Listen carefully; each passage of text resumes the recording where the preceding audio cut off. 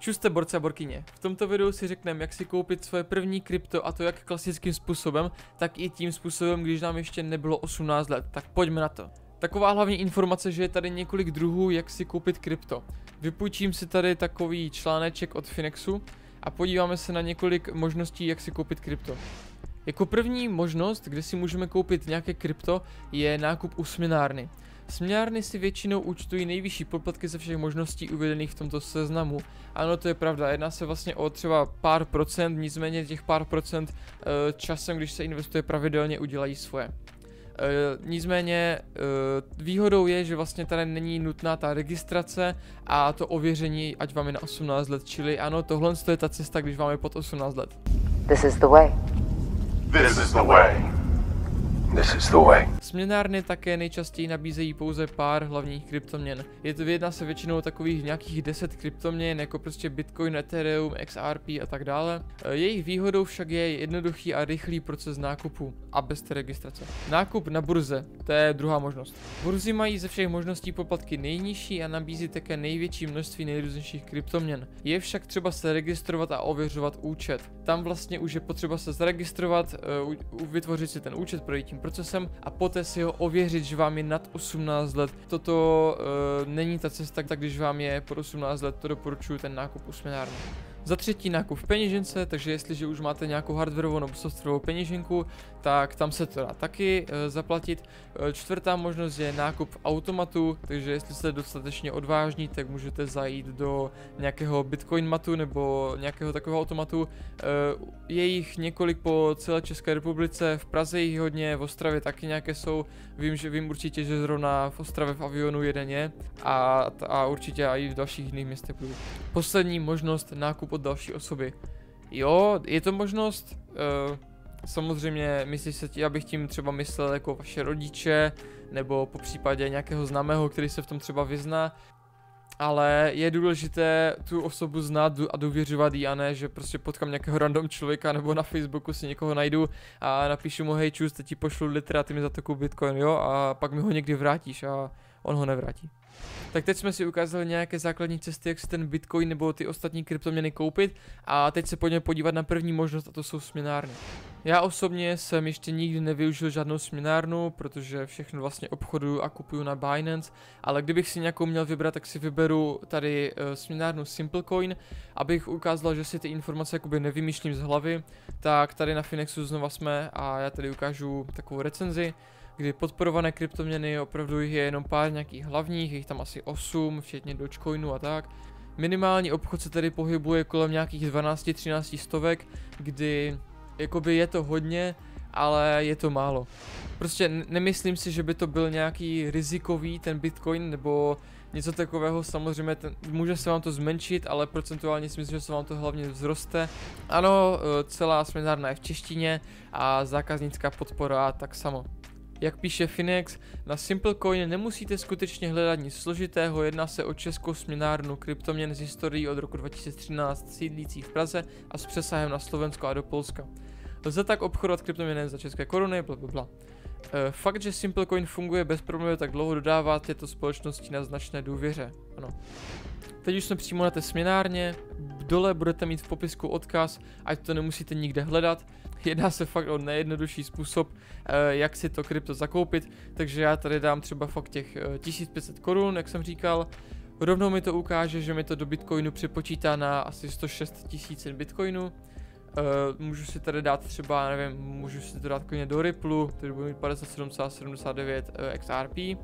A jediné, co já vlastně po tomhle musím udělat, je koupit teď. Hnedka jak jsme tady, tak mi to ukáže, vytvořte svou objednávku přímo zde. Pokud to tady nemám vyplněné, musím to tady znovu vyplnit, bohužel. A ono mi to automaticky se ukáže tohle, kolik to má Bitcoinu. Zde vidíme vlastně, jaký je poplatek, takže poplatek bude 28 korun. Tady vidíme aktuální kurz. Jediné, co teďka vlastně potřebuji udělat, je tady ještě vyplnit svůj e-mail, takže já si tady můžu vyplnit svůj e-mail a potom akorát jediné, co potřebuji ještě k tomu, je tady dát ten kód svojí kryptopeněženky. Pokud ještě žádnou nemám, budu si ji muset založit. Nejjednodušší cesta je normálně Trust Walletka, taky dám do popisku, nebo nějaká jiné walletky. Já mám Trust Wallet, takže doporučuji Trust Wallet. nebo hardwareovou peněženku, kterou si samozřejmě ale musíte pořídit už v obchodě. Teď vy to tady můžete buď to jako naskenovat, nebo tady napíšete ten kód, takže tady dáte nějaký náhodný kód, samozřejmě si můžete skopírovat, nemusíte ho jakoby celý psát, jo? A dáte pokračovat, vytvořit objednávku. Co teďka je vlastně poslední, co jakoby musím udělat, je jít na e-mail, kde když jsem už klikl, když už jsem to potvrdil, tu objednávku tady, tak mi tam přišlo potvrzení na ten e-mail, tam jsou vlastně jenom instrukce k tomu, kam to mám odeslat a jakou částku a co po případě napsat do zprávy pro příjemce a tak dále. Takže normálně půjdu na svůj bankovní účet a odešlu tuto platbu.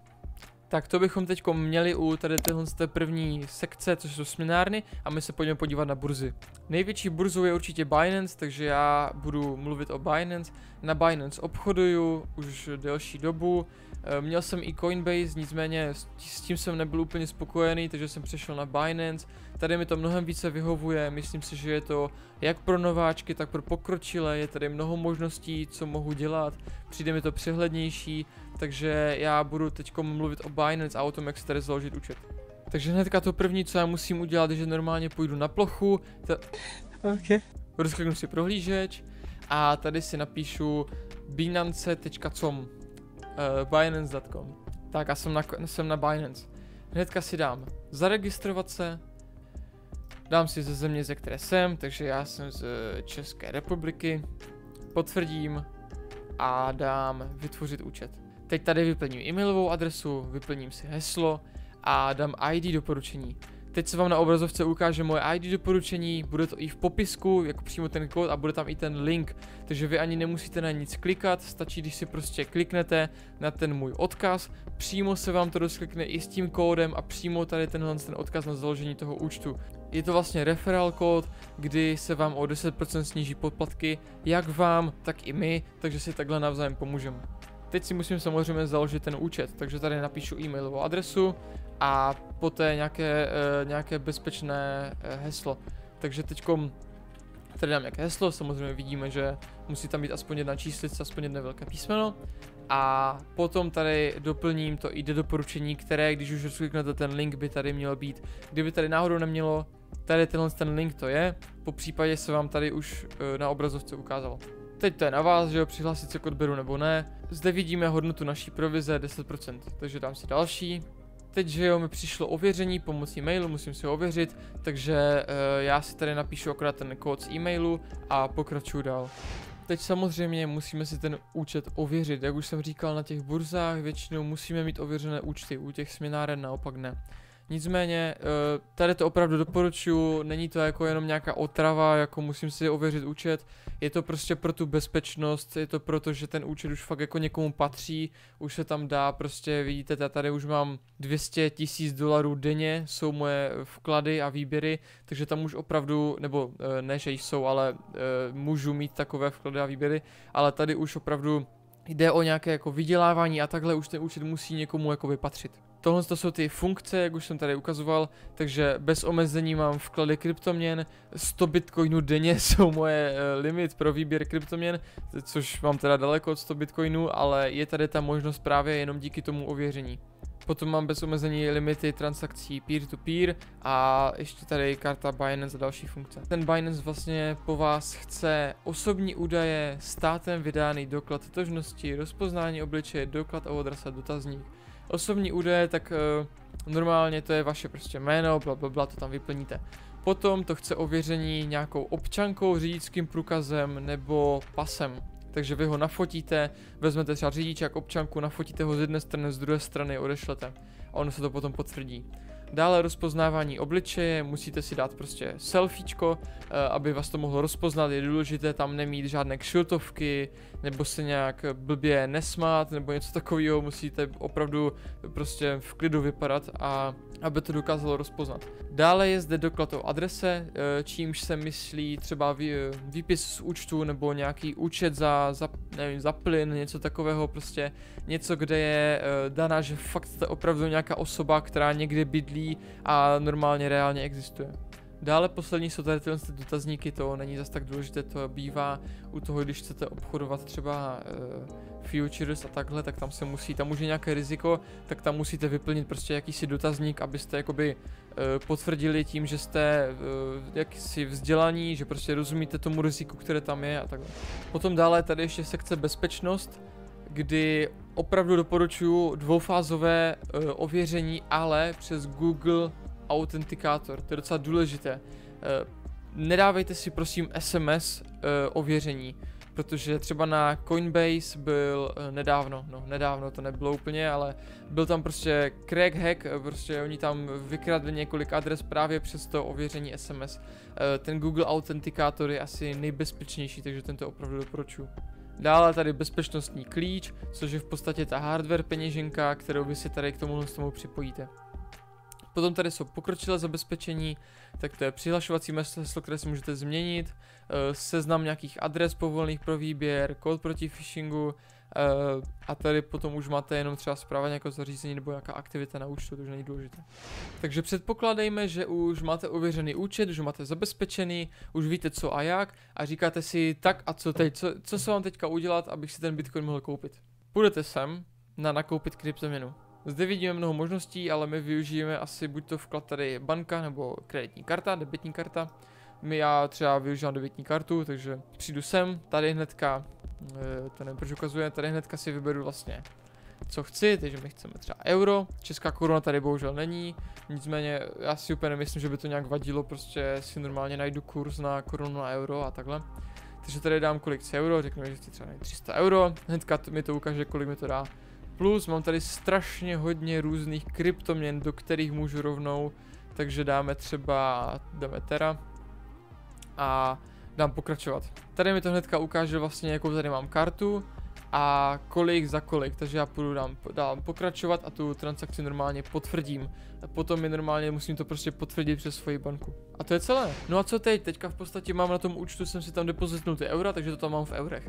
My teďka musíme vzít a ty eura si směnit za stablecoiny.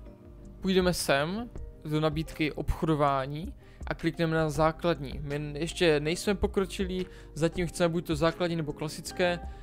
No my si tady hnedka, jak jsme tady v tom obchodování základní, tady dáme to euro nebo libru, nebo záleží před co jsme depozitovali a tady si dáme částku, takže my řekněme, že tady máme těch 300 euro a chceme si to dát na stablecoiny. Teď, co to je ten stablecoin?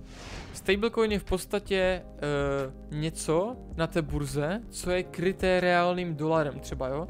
Takže když já tady vezmu, dám si tady USDT, třeba tohle zrovna Tether, mohl bych si tady třeba USDC, to je v podstatě jedno, já to většinou dávám na USDT.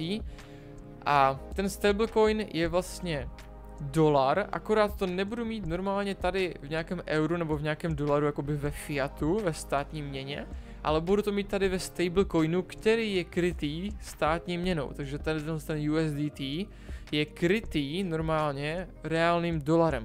Teď já už bych si tady dal náhled směny a už bych zjistil, že za 1 euro bych dostal 1,14 USDT, takže celkově bych za ten obchod hnedka by se mi to prostě konvertlo a měl bych 344 USDT na účtě. Ty stablecoiny, to je vlastně taková naše, odkud se jakoby odrážíme, jo, je to prostě ten náš kapitál, akorát to nemáme jako nikde na účtě, jako na bance, ve fiatu, ve státní měně, ale máme to prostě ve stablecoinech na burze. A teď já to vezmu a teď zase, když budu chtít si koupit Bitcoin, tak já tady půjdu, zase si naťukám USDT, protože už vím, že mám 340 USDT, tady si dám, řeknu si, jo, tak chci koupit za 100 USDT, což je normálně kryté dolarem, takže za 100 dolarů si chci koupit Bitcoin. Dám náhled směny, ukáže se mi, za 1 USDT mám tolik a tolik Bitcoinu, 1 Bitcoin se rovná tolik a tolik USDT, teď je to 60 000 dolarů a za těch 100 dolarů bych si teďka koupil tady tolik a tolik Bitcoinů.